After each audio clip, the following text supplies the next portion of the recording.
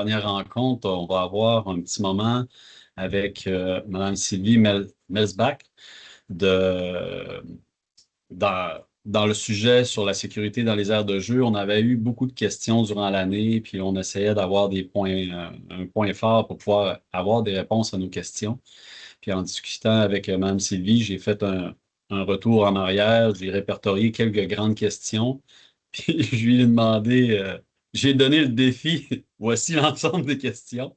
Penses-tu que dans une petite courte présentation sur le volet de la sécurité des aires de jeu, ben, on peut toucher à des éléments de tout ça pour répondre à des zones grises des fois là, on a eu en réflexion durant l'année. Alors, Sylvie va nous introduire sur son dossier, sur ce qu'elle fait dans la vie de tous les jours, puis en même temps, elle va tenter de répondre à nos questions. Dans un deuxième temps, on va avoir France qui va nous présenter sa deuxième partie là, de projet qu'elle avait en lien avec le projet de la dernière rencontre. Puis Mme Michel va juste nous introduire un peu là, sur la suite des choses pour l'année 2025, 26-27, savoir qu'est-ce qu'il y en est. Moi, j'ai des résultats là, du sondage que vous avez rempli. Je pourrais à ce moment-là, là, si on n'a pas la présentation complète des résultats, vous envoyer ça par un écrit. Vous aurez un aperçu, puis il y aura une suite. Vous aurez une communication là-dessus. Je souhaite qu'on ait peut-être un petit moment à la fin un petit moment pour juste se dire bonjour. J'espère qu'on ne sera pas trop short dans le temps. Mais sachez que pour les deux présentations, on va prendre quand même le temps là, de répondre à vos questions si vous en avez. Madame Sylvie, moi, je vais m'occuper du clavardage, là, puis des mains levées, puis je vais peut-être vous interrompre pour dire on a une petite question. À ce moment-là, on pourra y répondre. Ça vous va comme ça? Excellent. Fait que là, vous allez voir que le partage ne sera pas génial, mais on va vivre avec ça. Moi, j'avais prévu 1 heure, là. Fait que je vais rouler vite. Mais de toute façon, ne vous en faites pas. Les diapositives là, en PDF, on va vous les faire parvenir, là. Je vais les envoyer à Dave, il pourra vous les faire parvenir. Donc, je vais faire ce fameux partage. Voilà. Donc, je vais partager le document. Je ne partagerai pas mon écran, tout simplement parce que quand je partage mon écran, je ne vous vois plus. Puis, j'aime bien quand même voir un peu les visages. J'aime pas tellement me retrouver dans une situation où j'ai l'impression que je suis tout seul. Mais on voit très bien vos diapos, là, Madame Sylvie. Ben, pas de problème. Donc, grosso modo, je vais partir ma présentation. Ah, je vous vois. OK, je vous vois. C'est bon. J'avais l'impression que je ne vous voyais plus. Ben, c'est ça. Là, je pense que vous voyez un carré noir. Hein, vous voyez mon. C'est un bizarre de partage, mais on va vivre avec ça. C'est bon? Oui. Alors, je vous pose la question, Dave, quand je ne me mets pas en présentation, est-ce que vous voyez mieux la diapo? On la voit très bien là, comme elle est là, là. Oui, OK, Oui, c'est bon. oui, On y va comme ça. Donc, grosso modo, je ne passerai pas plein de temps. Dave, il dit dans ce que tu fais au quotidien. Moi, c'est bien compliqué dans la vie parce que sérieusement, j'en fais beaucoup. J'en fais beaucoup. Donc, je suis toujours un petit peu mal pris avec ça. Grosso modo, je suis l'auteur de quelques livres. Dont Bouger, c'est naturel, vous pouvez télécharger, c'est des livres, mais vous pouvez les télécharger sur le site du regroupement. J'ai aussi un livre qui a été fait juste sur l'aménagement des cours extérieurs pour les services de garde. Donc, on est vraiment là-dedans. Je suis une ancienne éducatrice, puis je vais vous expliquer pourquoi finalement je me suis mêlée de cette situation-là. Je vais vous faire une introduction très rapidement. Je trouvais ça important pour vous convaincre que c'est important d'utiliser cette norme-là. OK? C'est pas banal, cette situation-là. Donc, on va s'en aller là-dedans. Je vous fais vraiment un aperçu rapidement, puis vous faire comprendre que moi, dès les années 80, j'étais déjà j'étais déjà mêlée à ce dossier-là. Simplement que j'ai toujours travaillé 40 heures semaine. J'ai fait mon collégial en soirée. J'ai fait mon université pendant 9 ans en soirée et en fin de semaine. Et quand j'ai eu fini mes études, j'ai enseigné au Collège Édouard-Montpetit pendant 15 ans, mais toujours en travaillant 5 jours semaine. On appelle ça l'hyperactivité. Que voulez-vous? Je suis faite comme ça. Entre-temps, je me suis même mêlée de faire 2 enfants. Et j'ai un excellent conjoint qui s'est très bien occupé de mes enfants. Donc, on s'en est sortis. On n'a plus que 51 ans de mariage actuellement. On s'est tellement peu vus qu'à chaque fois qu'on se veut, on est super content. Donc, c'est un peu le genre de fille que j'ai été toute ma vie. Au recrutement des centres de la petite enfance de la Montérégie, qui est un grand recrutement, un recrutement qui est solide. Madame Sylvie, Oui, oui. est-ce que vous êtes rendu à la diapo 2 ou 3? À la diapo 4. OK. C'est comme nous, on voit toujours, en tout cas pour ma part, je vois toujours la diapo numéro 1 d'introduction à la norme canadienne. Eh bien, Est-ce que c'est le même visuel pour tout le monde? OK. Je On vais me fait arrêter de signe que oui. partager. On me fait signe que oui. OK, je Je sors trouvais de là. intéressant tout ce que vous disiez. J'étais à crime, il doit y avoir du visuel de ce que. Oui, il y a vraiment du visuel à lire. Ce que je vais faire, je vais vous partager mon écran. Je dois réitérer que je déteste Teams. C'est bien plate, mais Teams, c'est souvent une grande problématique. Je vous partage mon écran. OK, je ne vous verrai pas. Parfait. Pas de problème. C'est bon? Oui, Donc, vous voyez que je suis rendu à la diapo 4? oui, Bon, ben c'est bon, on va y aller comme ça. OK? Donc, ce que vous voyez, dans le fond, c'est vraiment le chemin qui nous a menés à ces fameux savoirs. Il y a eu l'Institut canadien, là, à la fin des années 70, qui a fait une enquête, qui s'est aperçu qu'il y avait beaucoup de blessures sur les aires de jeu. Le ministère des Affaires sociales s'en est mêlé et on a créé un comité et étant donné que j'étudiais déjà, je vous dis, j'ai fait mon université en soirée tout en travaillant, là. J'étais à l'université de Hall qui venait en Montérégie nous donner nos formations. J'ai rencontré Stine Benson, que je vous dis, Stine Benson, c'est le père de la norme. C'est le premier individu qui arrivait de l'Europe, qui était directeur de la chaire prime-enfance à l'Université du Québec à Gatineau et qui, lui, a commencé à nous dire, ça nous prend une norme canadienne. OK?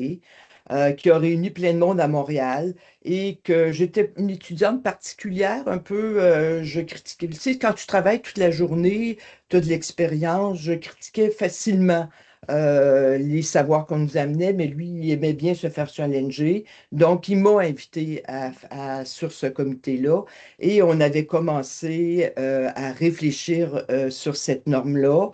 Stine avait écrit un livre en 86 qui s'appelait An Outdoor Classroom. Et on apprenait déjà dans ce livre-là que nous, on s'était déjà acheté pendant notre cours, là, même s'il était en anglais, qu'il existait une norme et on avait des éléments de la norme à ce moment-là. Par contre, on vivait là-dedans. OK? On vivait là-dedans, dans les écoles, vous viviez dans la même situation, dans les municipalités, parce que pendant 2 ans au Québec, on a reçu des subventions qui nous permettaient d'acheter du bois traité à l'arsenic qui était cancérigène et on n'en savait rien. OK?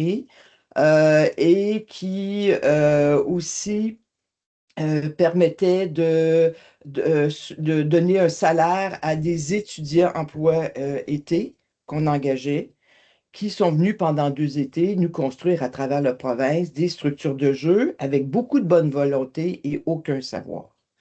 Donc, on s'est retrouvés partout à travers le Québec avec des structures de jeu où jouaient nos enfants, mais qui avaient plein, plein, plein de dangers. OK. 91, c'est la première norme qui apparaît. OK. Donc, on continue les travaux et on a une première norme qui est plus à l'état de guide, hein. C'est un tout petit document. Et c'est une norme qui a été rééditée en 98, en 2003, en 2007, en 2014, en 2020. Et bientôt, je vais vous en parler un peu, qu'est-ce qui s'en vient. OK? On s'en va avec une norme mars 2027, donc une révision. OK? Qu'est-ce qui a fait que je me suis mêlée de ce dossier-là? Je suis une éducatrice depuis 1975.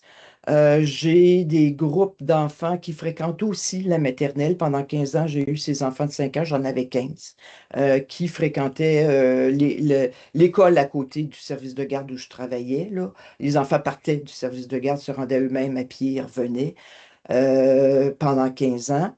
OK. Je vivais dehors du matin au soir parce que moi, du moment que j'ai commencé à travailler dans un service de garde, j'ai eu une enfance extrêmement heureuse et j'étais un enfant qui vivait dehors tout le temps et ce que je voulais permettre aux enfants que j'accompagnais dans leur petite vie, c'est qu'ils vivent cette belle vie d'enfant que moi j'avais eue. Je me disais, c'est pas parce qu'on les a mis en collectivité qu'ils peuvent pas avoir autant de plaisir que moi j'ai eu dans ma petite enfance. Donc j'étais là-dedans. 97 arrive un accident qui est majeur dans un service de garde à Laval. Qui est un très bon service de garde. OK? Ça n'a rien à voir avec. C'est un événement qui s'est passé. OK? Je vous nomme l'événement très rapidement. Sébastien, 2 ans, joue avec deux autres groupes d'enfants, avec trois éducatrices dans le service de garde. On ne connaît pas la norme, on ne sait pas que ça existe à ce moment-là. On est très peu, c'est pas quelque chose qui est venu très, très aux oreilles de tout le monde. On vit encore dans ces structures de jeu-là artisanales et on est en hiver et il y a une petite fille qui s'est collée la bouche sur un poteau de métal. Ça, c'est un bobo. OK? On n'en fait pas un grand drame. On l'a tout fait une fois dans notre vie, puis on s'en rappelle, puis après ça, on ne le fait plus. Hein. Dans un service de garde, je peux vous dire qu'elle est absolument, est vraiment collée. Et il y a une éducatrice qui a dû rentrer à l'intérieur, chercher de l'eau pour verser de l'eau sur la bouche. Ça a créé les curieux. Donc, le groupe d'enfants se sont réunis autour de l'événement. Deux éducatrices sont là. La troisième est allée chercher de l'eau. On décolle la bouche de l'enfant. Et là, il y a plein d'enfants qui ont compris que c'est pas une bonne idée de mettre sa bouche sur un poteau de métal en hiver, là. On rappelle, on décide, il y a des saignements. On décide de rappeler les enfants pour rentrer à l'intérieur, pour aller la soigner. On compte les enfants. On en a 23, il en manque un.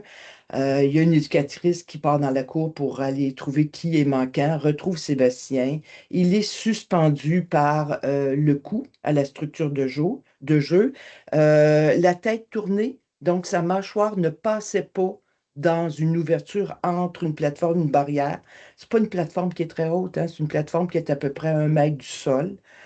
Et Sébastien a dû vouloir aller rejoindre les copains avec son corps. Quand l'éducatrice le retrouve, son corps est inanimé. Elle peut même pas sortir sa tête de l'endroit. Elle repousse le petit corps de Sébastien sur la plateforme. Il y a une autre éducatrice qui vient, tente de les ramener et Sébastien est décédé.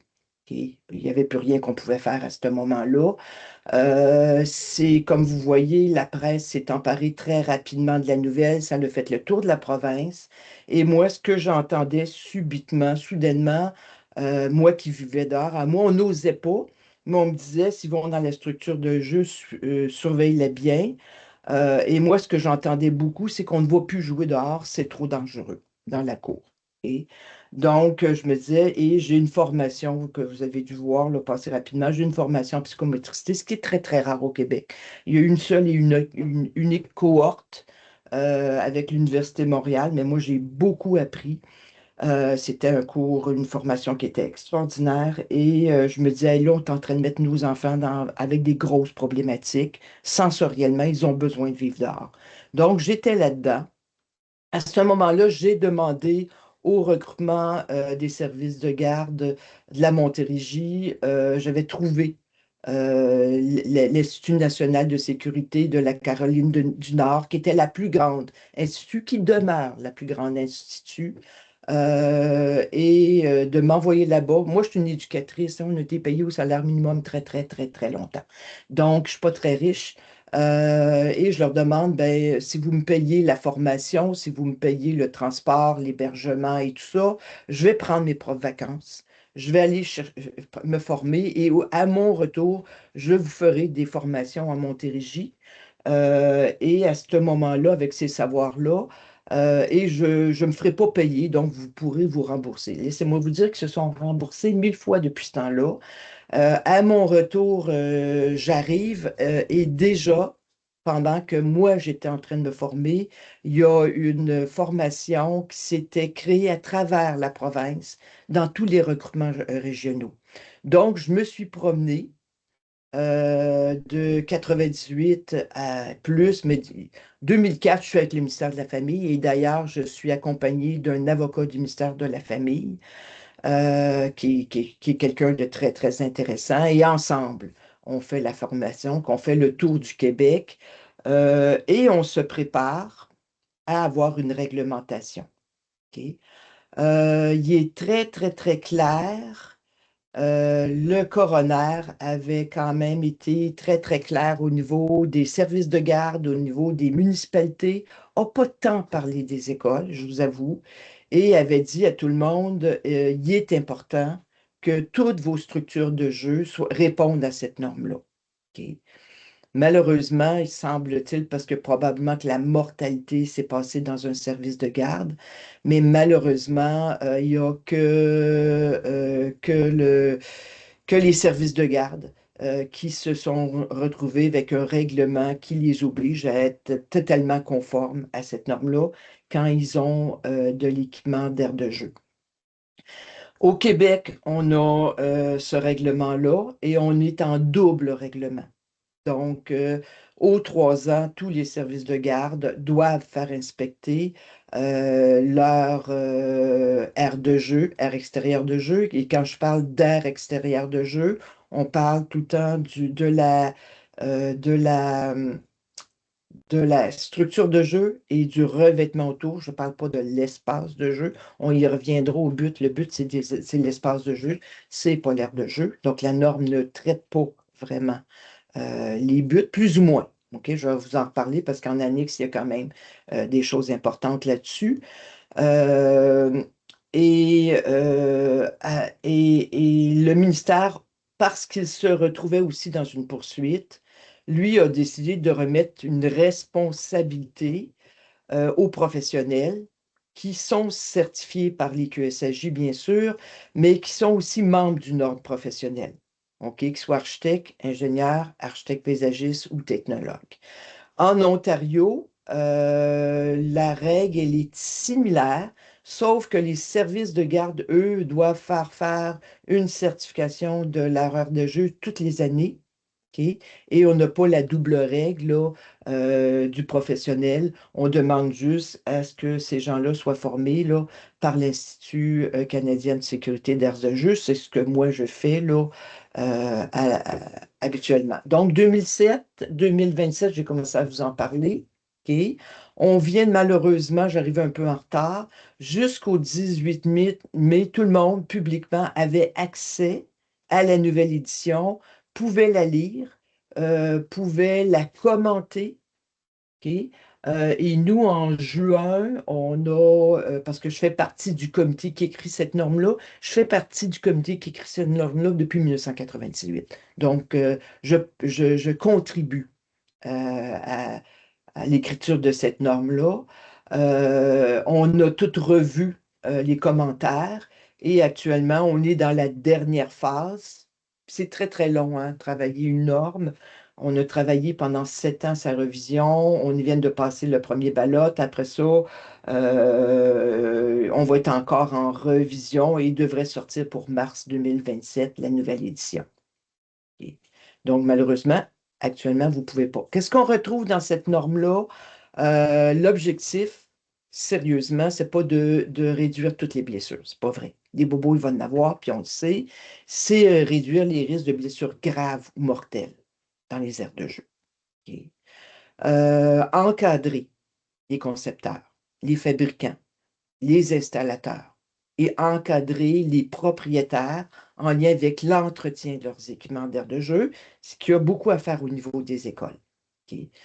Et on veut ce qu'on veut faire. On est vraiment dans l'éloge du droit aux enfants à jouer dans des environnements sécurité, mais à jouer librement et dans des structures qui sont stimulantes, qui sont complexes pour les enfants et qui sont adaptées au développement des enfants. Donc, ça s'applique, c'est une norme, c'est une bonne pratique. OK? Dans le cas des services de garde, c'est une obligation.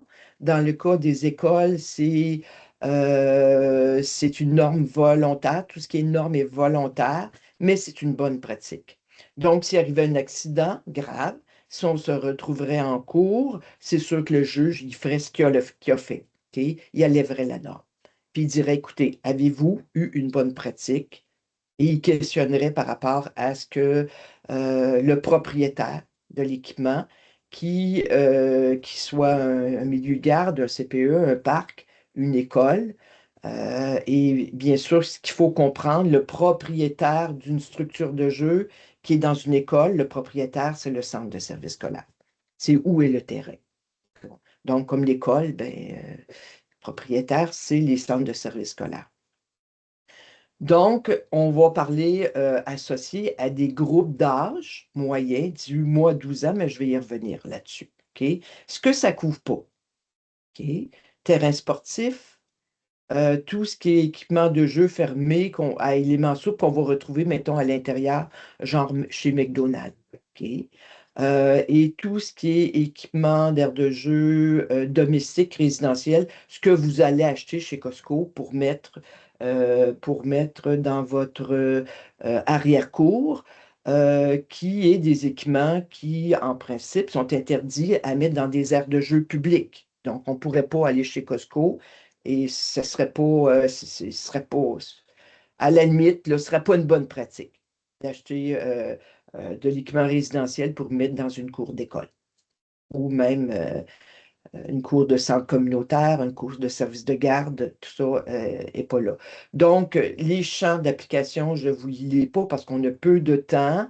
Vous les avez devant vous, puis vous allez les avoir. Puis après coup, si jamais vous avez plus de questions, j'y répondrai. Puis même après coup, après aujourd'hui, si vous avez des questions, vous les acheminerez à Dave, puis Dave pourra me questionner, puis je répondrai par courriel. OK? Donc, j'ai commencé déjà comme ça à vous parler. Quand je vous parle d'air extérieur de jeu ou d'air de jeu, quand on parle air, c'est la partie de l'espace hein, qui est dotée d'équipements. OK? Cette norme-là s'applique aux équipements d'air de jeu, ne s'appliquera pas à vos paniers de basketball. Donc, mais quand vous faites venir, mettons, vous décidez un centre de service scolaire décide de faire voir toutes ces écoles, tous les équipements d'aire de jeu par un inspecteur en aire de jeu, quelqu'un qui a cette profession-là. Ne lui demandez pas de regarder vos paniers de basketball ou autre. Il n'est pas formé pour ça. OK? Donc, on est vraiment, vraiment dans des structures de jeu ancrées au sol ou qui ont une stabilité naturelle. Donc, il ne peut pas être bougé par les enfants. OK? C'est pas destiné à être déplacé. Dans cette norme-là, il y a une introduction, il y a 16 chapitres. C'est quand même très, très lourd. Il y a beaucoup, beaucoup d'articles. Il y a 5 tableaux, 50 figures, il y a 11 annexes informatifs. OK? Donc, on va parler de conception et d'aménagement. OK? Adaptation selon le groupe d'âge, la gestion des zones de protection des circulations, hein, donc le revêtement autour, intégration de défis adaptés au développement. On va parler d'intégrité structurelle, ce qui ne peut pas se faire sur le terrain. Donc, à l'achat, il faut s'assurer d'acheter des produits, des bons produits avec des fabricants reconnus. OK? Je ne pourrais pas élaborer beaucoup. J'encourage beaucoup à acheter que de l'équipement d'un fabricant qui a fait passer ses composantes dans un laboratoire qui s'appelle IPEMA et qui, lui, peut certifier que chaque composante va répondre à la norme. C'est sûr que là, c'est un mécano. Après ça, il va falloir s'assurer que ça a été bien installé sur le terrain. OK? On va parler de ce qu'on ne veut absolument jamais retrouver. On va parler de coincement, tête-cou, d'accrochage de vêtements, accrochage de cordon, de chute sur des revêtements qui ne pourraient pas amortir la chute de l'enfant. On va parler de saillies, donc de blessures qui pourraient blesser le corps de l'enfant à tel point qu'on doit aller à l'hôpital. Je ne parle pas de bobo. OK? On n'est vraiment pas là-dedans. On voit, il y a des chapitres sur les zones puis le type de revêtement de protection qu'on doit utiliser et le type d'inspection qu'on devrait retrouver. Je ne sais pas si j'aurai le temps d'en parler, mais quotidienne, c'est étant donné qu'on a l'obligation de faire toutes ces inspections-là dans les services de garde, CPE, service de garde, garderie, OK? C'est une éducatrice qui, tous les matins, avant que les enfants puissent aller jouer dans la cour, a une grille et va aller vérifier visuellement l'ensemble de l'espace, ce qui devrait, à mon avis, être confié au service de garde en milieu scolaire, aux éducatrices, parce que ce sont les grands utilisateurs de votre cours. Donc, on pourrait s'en parler longuement. Il y a différents annexes. OK?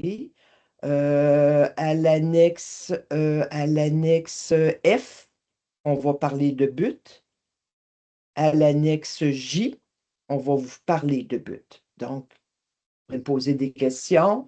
Et quand on parle de but, on ne parle pas de butte de neige construite par un tracteur qui a poussé la neige. On n'est pas là, là. OK? Je décide dans la cour de cette école-là d'aménager une vraie butte pour le jeu qui est utilisée autant l'hiver que l'été.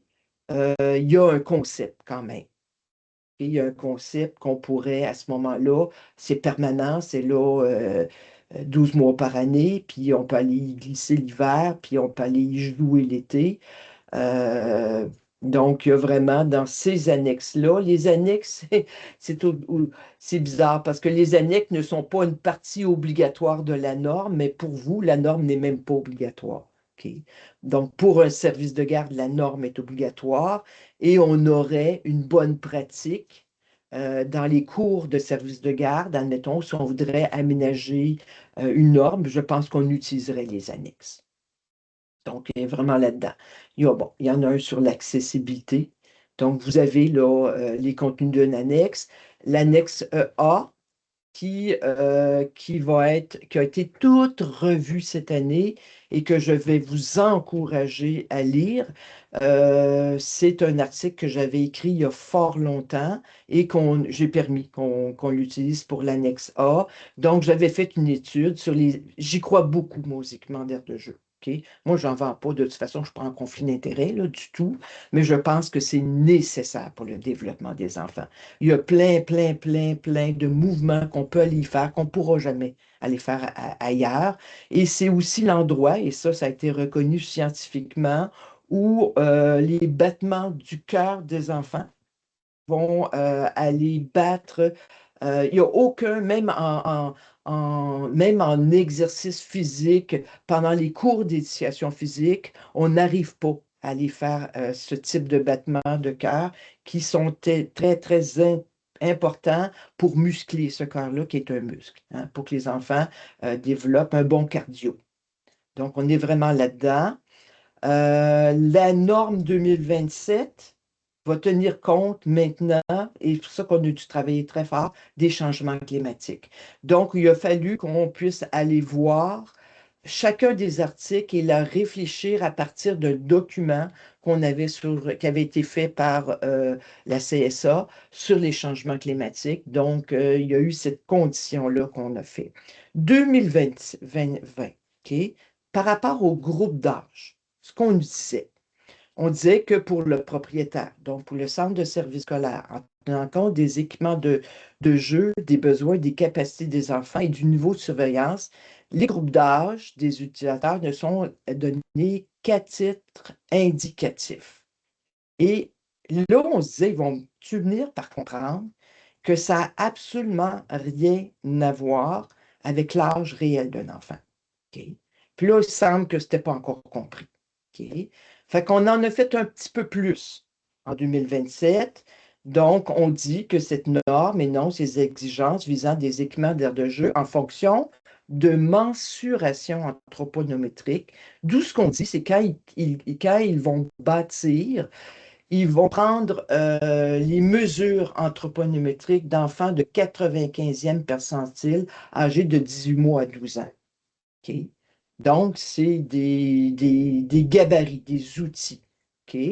Et il est écrit, outre la tranche d'âge chronologique, la conception des équipements pourrait prendre en considération les capacités, les compétences fonctionnelles, les attitudes physiques observées chez les enfants appartenant au groupe d'âge utilisé. OK? Et on va créer de plus en plus, on pense, de l'équipement 18 mois, 12 ans, parce qu'il y a trop d'enfants qui ont 4 ans et qui sont absolument capables d'utiliser l'équipement d'aire de jeu, qui se font dire, tu ne peux pas y aller. C'est allé même jusqu'à le fait que tu es en 6e année, que soudain tu as 13 ans, bon, t'interdit d'aller dans l'équipement d'aire de jeu, c'est totalement ridicule. OK? Et on en a écrit un petit peu partout. OK? Donc, on en a mis à 4.2. On dit les tranches d'âge recommandées ne constituent que des indications générales. OK? On parle que l'âge chronologique à lui seul ne reflète pas de manière fiable le niveau de développement d'un enfant. Donc, il y a des enfants qui vont se développer très rapidement et qui sont très habiles, qui vont avoir 15 mois puis qui peuvent aller dans une structure de jeu 10 mois, 5 ans. Et il y a peut-être des enfants qui ont peut-être porteurs d'handicap, peut-être inhabiles moteurs, ça existe de plus en plus. Ils vont avoir 7 et 8 ans, puis eux, c'est déjà complexe pour aller dans une structure de jeu 5-12 ans. OK?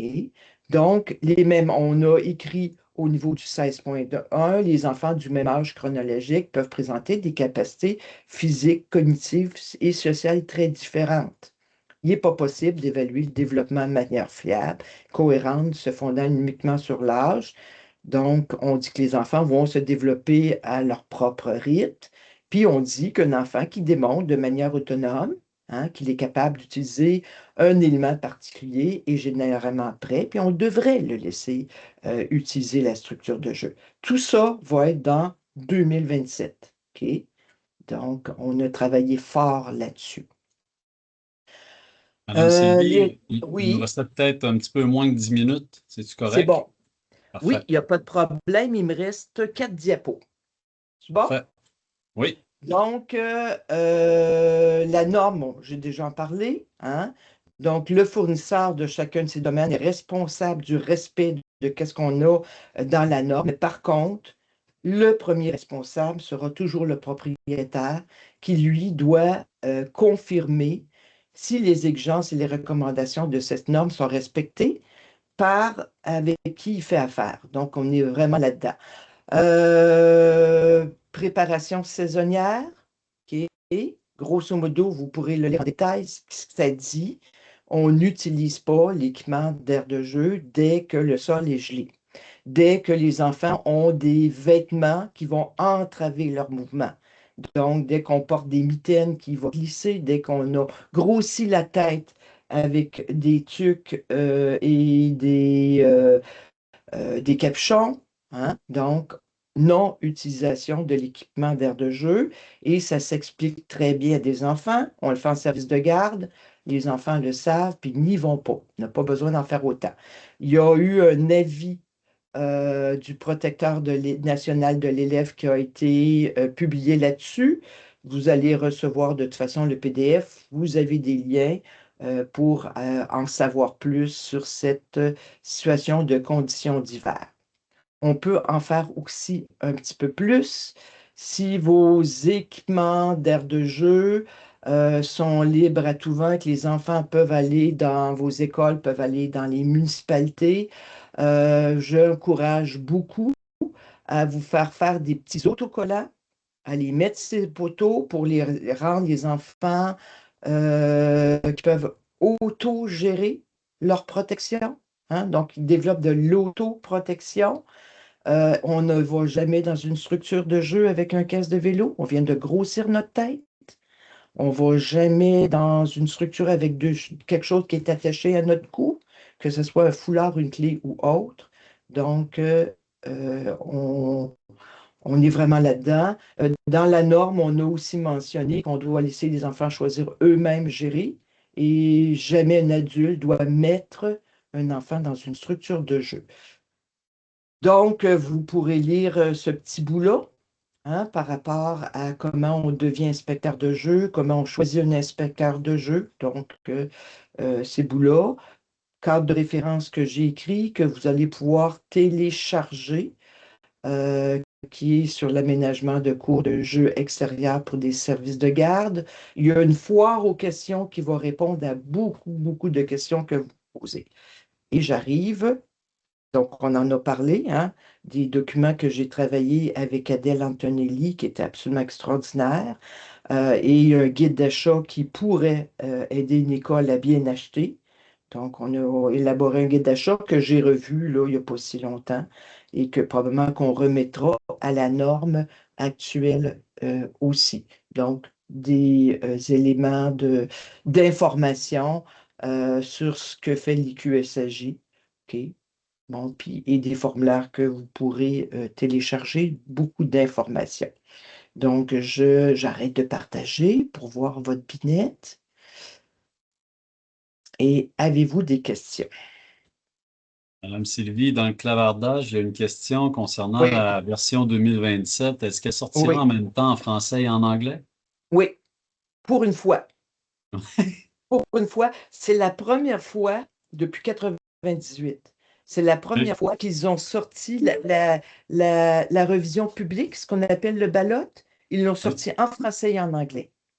Génial. Merci.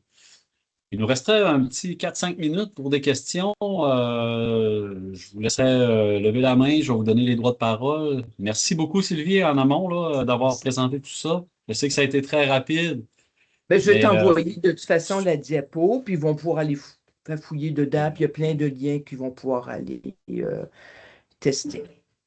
Commentaire par rapport au groupe d'âge, au moins. est-ce qu'il y en a que... Julie. S'il n'y a pas de questions, moi j'en aurais une. En fait, merci beaucoup pour la présentation. C'était très intéressant. Je ne connaissais pas ce volet-là là, des aires de jeu. Moi, j'habite dans une municipalité où est-ce que les balançoires sont enlevées l'hiver et je sais que ça fait un Oui. tollé auprès des parents. Euh, euh, je ne sais Oui. pas quoi leur répondre. Est-ce que c'est bon, c'est pas bon? C'est Est-ce une qu'on les très laisse, on bonne les idée. laisse pas? Bonne C'est idée? une très bonne idée. OK? Je te donne l'équipement, l'ultime équipement où un enfant peut vraiment se blesser quand le sol est dur. OK?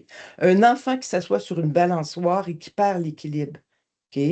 Il va tomber automatiquement, il perd l'équilibre, il tombe par derrière, il tombe directement sur sa tête. OK? Donc, des grands risques de commotion cérébrale, de fracture du crâne et ou de bras cassés. OK? Parce que là, on tombe de bas, mais on tombe directement sur notre membre.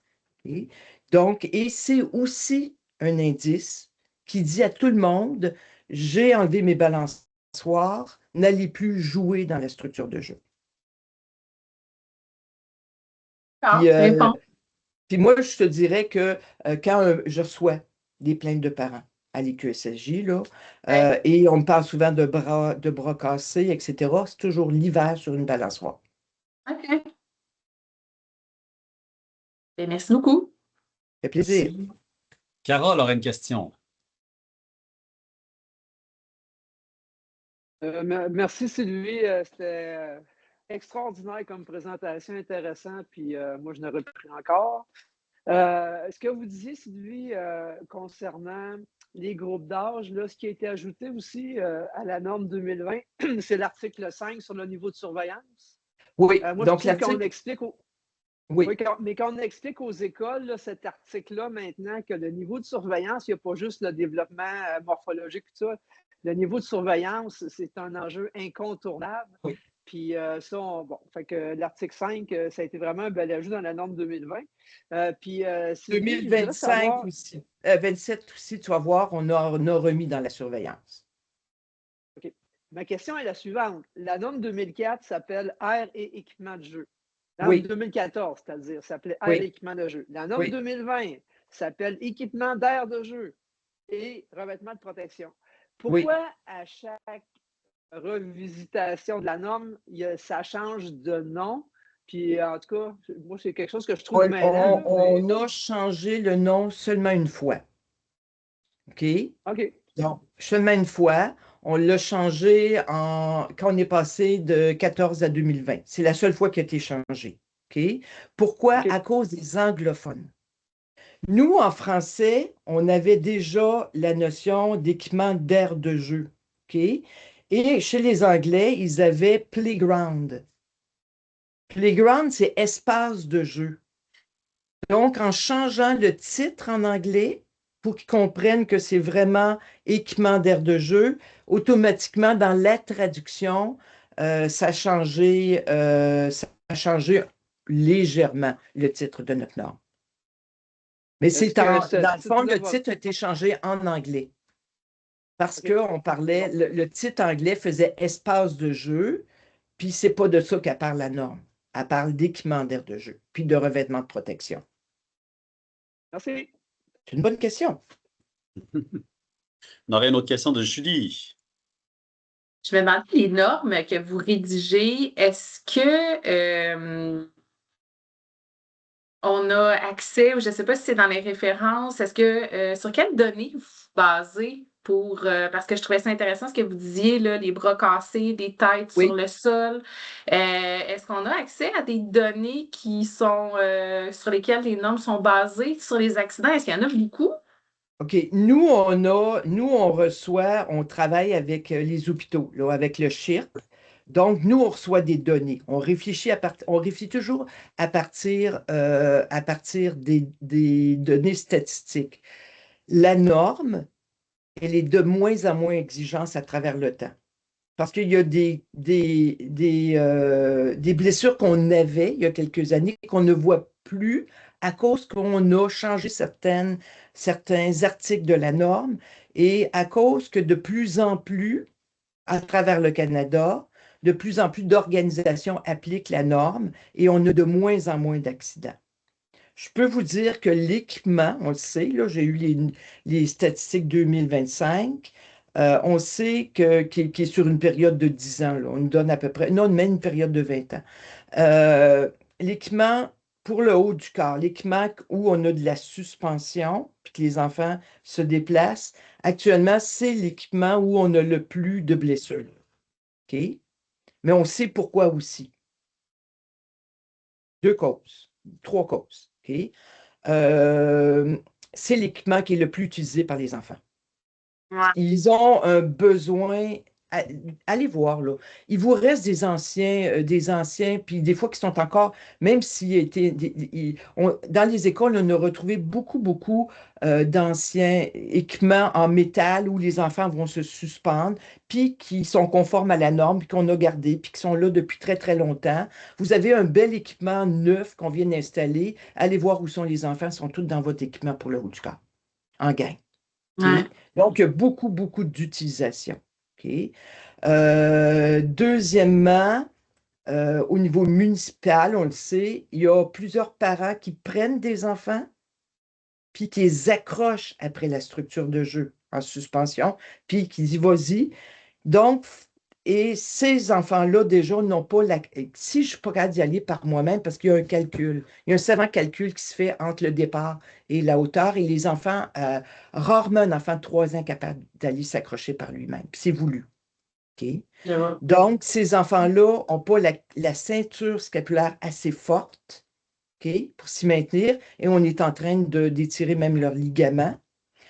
Et c'est aussi des enfants soudain qu'ils vont se retrouver en service de garde, mettons. Je suis allée en soirée avec maman, puis il s'imagine qu'il est capable. Ils se lancent et là, ils ont des chutes au sol importantes. Tous nos enfants obèses, c'est compliqué. Leur poids est très, très lourd pour la capacité de leur ceinture scapulaire aussi. Donc, quelques éléments comme ça. Merci beaucoup. Intéressant. Merci beaucoup, Madame Sylvie. On va s'arrêter là. Je voudrais donner le temps à France de présenter son dossier. Vous pouvez envoyer dans le clavardage là, vos questions. Je vais les acheminer à Sylvie. Puis Sylvie, si elle me répond, je vais faire le transfert via Je vais te répondre, probablement c'est le sûr. compte rendu et tout, là, comme on s'était dit au début de la rencontre. Madame Sylvie, ça a été un grand honneur de vous recevoir. Moi, c'est la première fois que je vous voyais dans le cadre de votre rôle. On s'est parlé juste à quelques reprises, puis c'est super intéressant ce que vous présentez. Si vous permettez, ça pourrait arriver qu'on vous redemande l'année prochaine de revenir pour nous rencontrer. Sans aucun problème. Fait que c'est une partie de multiples tâches que j'ai. Moi, je vous quitte. Puis Dave, je t'envoie quand même Oui. le PDF en courriel. Prends toutes les questions, puis vous me reviendrez, je vais y répondre, c'est sûr. Puis vous allez voir, vous avez un lien là, qui est une foire aux questions. Vous allez avoir beaucoup de réponses là-dedans aussi. Moi aussi, Parfait. je ne veux pas juste rendre les enfants autonomes, je veux vous rendre autonomes aussi. Merci. Bye bye. Merci beaucoup, Madame Sylvie. Alors, rapidement, France, je transfère vers toi, je te donne la parole. Il nous reste à peu près 9 minutes, là, puis on va peut-être. Je suis désolé si ça coince un peu dans ta présentation. Écoute, on s'adapte. Écoute, je vais faire un beau lien quand même. On vient d'avoir quand même de l'information vraiment pertinente quand on parle de créer des environnements favorables. On a parlé beaucoup, là, justement, de l'aspect physique. Alors, au niveau de la sécurité. Là, moi, je vais faire aussi en lien avec l'environnement, mais plus au niveau aussi, c'est à la fois éducatif parce qu'on forme les éducateurs et éducatrices des services de garde, mais aussi c'est important pour l'environnement des enfants aussi que ces adultes aient une formation, puis qui puissent justement favoriser le jeu libre et actif chez l'enfant dans la cour d'école. Alors, sans plus tarder, là, je vais vraiment survoler la présentation parce que justement, on n'a pas beaucoup de temps. Alors, nous, dans la région de la capitale nationale, on a vraiment développé justement le Ici, on bouge. Alors, c'est vraiment un projet qui est issu du financement que les centres de services scolaires ont reçu dans le cadre de la mesure 1.4 qui favorise un mode de vie physiquement actif. On avait écouté aussi le besoin qui avait été exprimé par les services de garde en milieu scolaire par rapport à leur aisance, leurs compétences. C'est vraiment un beau partenariat qu'on a réussi à créer avec les centres de services scolaires et la santé publique pour justement développer ensemble, faire de la co-construction pour développer justement toute la formation pour favoriser le jeu libre et actif à l'extérieur. Puis, c'est vraiment un projet qu'on va suivre, c'est vraiment une démarche d'amélioration continue. Alors, la chronologie du projet pilote, ça s'est déroulé sur 3 ans. Au début, on pensait qu'en 1 an, on serait capable d'avoir, mais c'était utopique. Alors, la première année, on a travaillé à un centre de services scolaires. On a co-construit ensemble 2 ateliers. On a fait des expérimentations avec 3 écoles préscolaires primaires. On a fait aussi, regarder la réflexion pour développer une communauté de pratique. Puis, à la lumière de tout ça, on a fait des constats, des ajustements qui nous ont amenés à la phase 2, avec 2 centres de services scolaires qui avaient été financés par la mesure 1.4 pour déployer ces ateliers. Les ateliers sont devenus finalement un continuum que je vais vous présenter tantôt. On a fait aussi un partenariat avec Oura pour l'atelier 3. On a fait des mises à jour des ateliers. Alors, on a transformé nos ateliers en 2 ateliers théoriques de 90 minutes. On a fait de la promotion du recrutement d'écoles pour réaliser justement dans plusieurs écoles de ces 2 centres de services-là pour expérimenter ce continuum-là. Puis, on a pris la décision de ne pas finalement créer de communauté de pratique. C'était trop tôt pour les centres de services scolaires.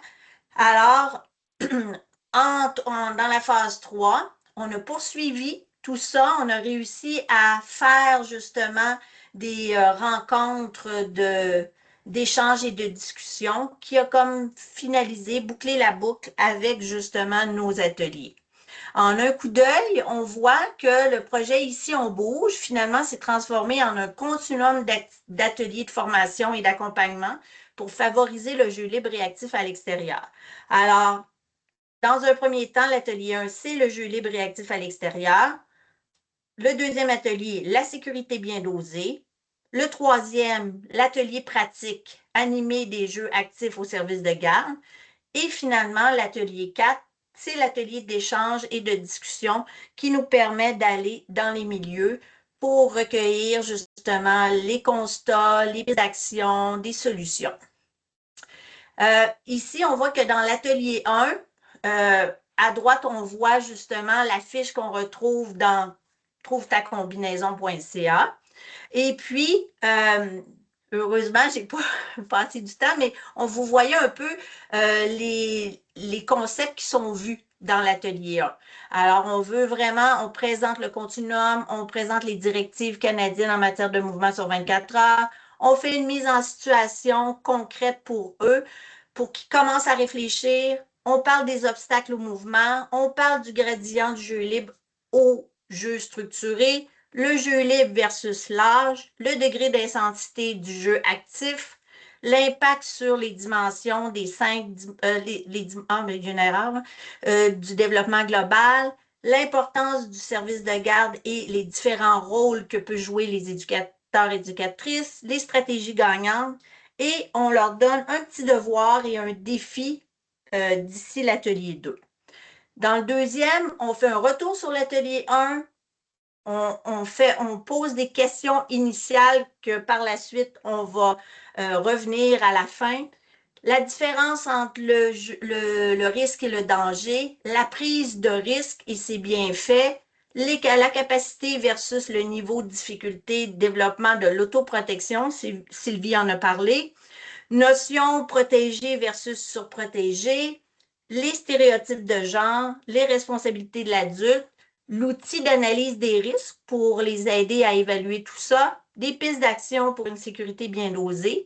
On propose une démarche réflexive qui est proposée, puis un retour sur les questions initiales à la lumière de l'atelier. Est-ce qu'ils changent leur réponse? Et puis, on finit avec les ressources disponibles dans la région pour mieux les soutenir. L'atelier 3, c'est un autre partenaire, Oura, du RSEQ, qui propose justement de passer à l'action dans la cour d'école, d'expérimenter des jeux actifs dans divers contextes. Alors vraiment, ils expérimentent, ils voient un peu leur aisance pour justement trouver des pistes de solutions pour que ça devienne facile. Et finalement, on revient avec chacune des écoles, on fait un retour sur l'atelier 1, un retour sur l'atelier 2, et puis il y a une réflexion puis des échanges qui sont faits, qu'on dirige pour voir un peu quels sont les défis de ce milieu-là, puis comment on peut mieux les soutenir pour qu'ils puissent justement réussir à surmonter tout ça.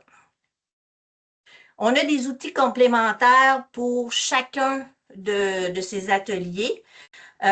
Naturellement qu'on a une fiche d'évaluation à chaque fois, on a la feuille du participant, des mises en situation, et puis Émilie, qui est aujourd'hui avec nous, a fait aussi une capsule d'introduction pour introduire la rencontre d'échange et de discussion. Les constats, ben, il y a vraiment une pertinence pédagogique du continuum parce qu'on veut justement changer des pratiques. Ça prend une certaine intensité. Alors ça, on le retient.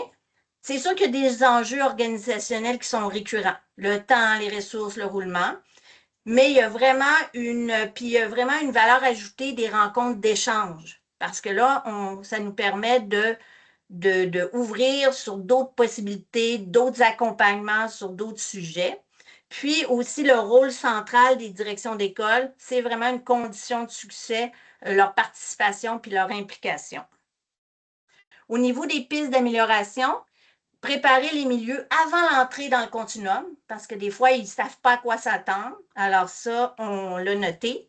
Ajuster la durée et les outils des ateliers. On voit que des fois, comme avec les coupures budgétaires, 90 minutes, c'est un peu trop. Alors peut-être que dans certains milieux, ça sera 60 minutes. Alors il faut revoir un peu. Renforcer les liens théorie-pratique, d'arriver peut-être avec vraiment de la théorie, mais tout de suite l'application. Puis mieux documenter aussi les changements de pratique. Les perspectives, ben, à court terme, on va ajuster les contenus selon les commentaires recueillis. On va consolider le déploiement du projet avec les 2 centres de services scolaires avec lesquels on a travaillé. On va déterminer aussi une stratégie pour déployer le projet dans les autres centres de services. Nos centres de services vraiment aux extrémités de notre région, Portneuf et Charlevoix, qui ont des contextes différents. On n'a pas le choix de s'adapter pour justement pouvoir leur offrir cette offre-là.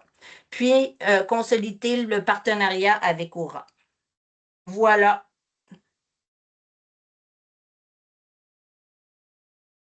Des questions? Présentation en éclair. Je reconnais ta capacité d'adaptation. Merci, France. Avez-vous des questions? France, tu peux peut-être arrêter ton partage qu'on puisse voir tout le monde. Oui. Je crois qu'on a Julie qui aurait une petite question en partant. Bonjour France, merci pour ton partage. C'est toujours intéressant ce que tu nous dis et ce que tu nous partages. Je trouve ça très intéressant. On a fait une démarche similaire en Estrie, mais on avait engagé en mouvement avec les sous de la mesure 1.4. Donc, c'était Yannick Morin, notre mentor, qui donnait la formation dans les milieux. Fait que ça s'entrecoupe un peu.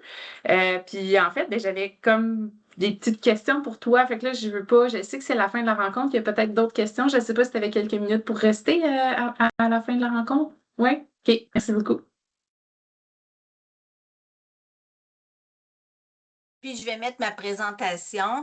Puis, comme je vous dis, là, ça a été assez rapide, mais n'hésitez pas à m'interpeller là, si vous avez des questions ou quoi que ce soit, parce que toutes les régions, on a ça dans la mire, le jeu libre et actif à l'extérieur. Alors, c'est sûr qu'il y a plusieurs programmes, différents programmes, mais je pense que la force de ça, c'est le fameux continuum, cette intensité-là pour vraiment être capable de changer les pratiques de façon durable. Excellent. Puis on pourra peut-être démarrer la prochaine saison. On va voir qu'est-ce qu'il y en est là, pour les modalités là, de nos rencontres. On pourrait aller peut-être plus en détail avec votre sujet là, pour le début de la prochaine saison scolaire. France, toi, tu y seras plus? Et non, C'est Émilie qui prend le relais à ce moment? ben, c'est sûr qu'il va y avoir une remplaçante. Là. Il y a quelqu'un qui va me remplacer en tant qu'APPR. Émilie va continuer à être là, elle va assurément justement la soutenir, cette nouvelle ressource. Alors, voilà. Excellent. Émilie, tu Merci à avais tout une le monde. intervention, Émilie? Je voulais simplement nommer, merci France pour la présentation, puis nommer à tous que l'année prochaine, là, en cas de question, regarde si on bouge et tout, n'hésitez surtout pas, là, ça va me faire plaisir de vous soutenir, étant donné qu'on aura une nouvelle APPR que je soutiendrai également. Donc, pour tout ce qui touche Ici on bouge, là, ça va me faire plaisir. Puis, je pense qu'il faut être persévérant aussi. Tu sais, des fois, quand on implante des choses, tu sais, des fois, c'est pas toujours facile ou quoi que ce soit, mais on a eu des embûches, on a eu des petites choses, mais il faut persévérer. Puis, les centres de services avec lesquels on a travaillé nous le confirment. Ils remettent en aucun temps ce continuum, mais il faut quand même s'ajuster pour être en harmonie avec la réalité du milieu. Merci, France. On a dépassé de quelques minutes. Je laisserai la parole à Michel là, du réseau des URLS, juste pour si elle a un retour à nous faire sur les modalités de la prochaine saison. Michel, je te laisse la parole. Oui, ben ça va être super rapide. En fait, c'est Marie-Ève et Audrey-Anne qui m'ont demandé de simplement vous dire que pour la suite des rencontres, ils vont vous faire un suivi par courriel dans les prochaines semaines. Fait que c'était le seul commentaire que j'avais. D'accord. Alors, sur ça, ben, écoutez, on a terminé notre bloc de saison 2025-2026. Ça a été super agréable de travailler avec vous autres, de vous animer, de structurer les rencontres, de faire des allers-retours avec plusieurs d'entre vous. Je vous souhaite un bel été à tout le monde. Profitez-en, reposez-vous bien. Puis on va attendre les modalités ou les retours là, du réseau des URLS pour démarrer la prochaine saison. Merci beaucoup, Dave. Merci à vous. Au revoir. Merci à toi, merci Dave. pour l'animation. Merci. Merci.